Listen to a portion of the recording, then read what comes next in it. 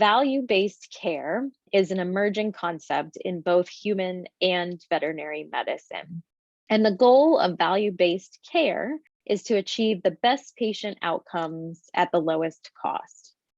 It doesn't stop there, however, because value-based care recognizes that in order to reach this goal, one or more outcomes must be improved without raising cost, or cost must be decreased without sacrificing outcomes. Pragmatic veterinary medicine aims to practice value-based care with outcomes that are measured on more than just one thing, so more than just life and death.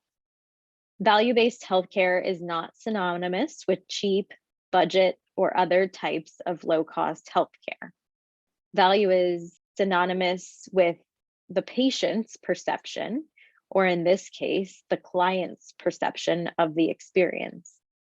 So when you hear people say things like, oh, they have a lot of dollars, but not a lot of sense, or just because we can do something doesn't mean that we should, or my personal favorite, don't take a bite of the apple if you don't want the whole apple. At their core, these phrases are all getting to the concept that value-based medical decisions should factor in more than just the economic cost of our decisions. It should include all costs, which are both financial and non-financial. And we also have to evaluate the outcomes multidimensionally and from the perspective of the patient, or in our case, the pet parent.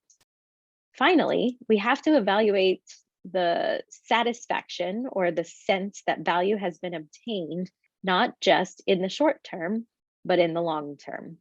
And we're going to talk about this as we move forward. But first, how do we get there? So what ways can we provide enhanced value to our care without adding cost?